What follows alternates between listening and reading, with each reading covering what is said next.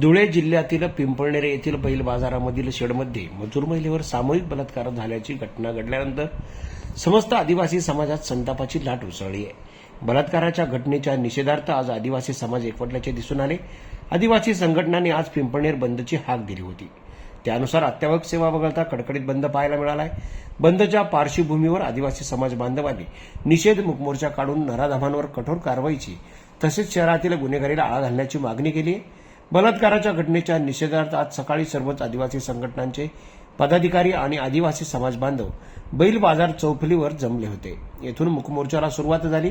हा मोर्चा बस स्थानक, गणपती मंदिर, बाजारपेठ, खोलगल्ली, मेन रोड, बस स्थानक मार्गे मोठापूर बैल बाजार येथे आल्यानंतर समारोप करण्यात आला। या ठिकाणी मोर्चाचे सभात रूपांतर झाले। गुन्हेगारीला आळा घालण्याची मागणी यावेळी बलात्काराच्या गुन्ह्यातील आरोपींना कठोर शिक्षा करण्यासह शहरातील गुन्हेगारीला आळा घालण्याची मागणी करण्यात आली आहे। पिंपळनेर हे आदिवासी भागातील मुख्य बाजारपेठेचे ठिकाण असल्याने मोठ्या प्रमाणात आदिवासी बंधू भगिनी कामानिमित्त येत असतात। 26 रोजी घडलेली बलात्काराची घटना दुर्दैवी आहे। साक्री तालुका कृषी उत्पन्न बाजार समितीची उपशाखा असलेल्या बैल बाजाराच्या आवारात ही घटना घडली आहे। 376 ड त्याचप्रमाणे अॅट्रॉसिटी ॲक्ट प्रमाणे गुन्हा दाखल केलेला आहे।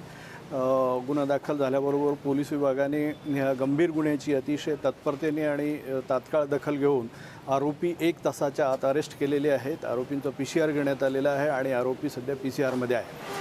सदर गुन्ह्याचा तपास आम्ही स्वतः DYSP साजन सोनवणे करत आहे आणि अतिशय महत्त्वाचे एव्हिडन्स आपण त्यामध्ये प्राप्त केलेले आहेत।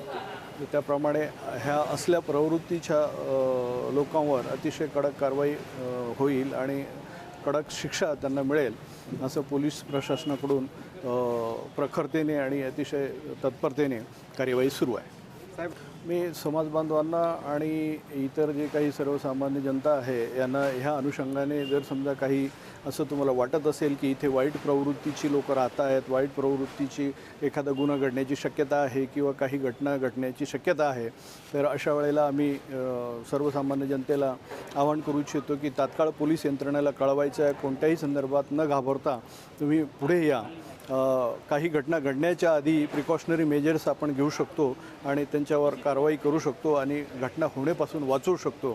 तर कृपया पोलिसांना ह्या संदर्भात काही माहिती कळवणं अपेक्षित आहे, तर निश्चित आपण निर्भयपणे माहिती पोलिसांना कळवावं अशी मी सर्व जागृत नागरिकांना आवाहन करतो। जनजागर मराठीसाठी उमाकांत अहिरराव, साक्री।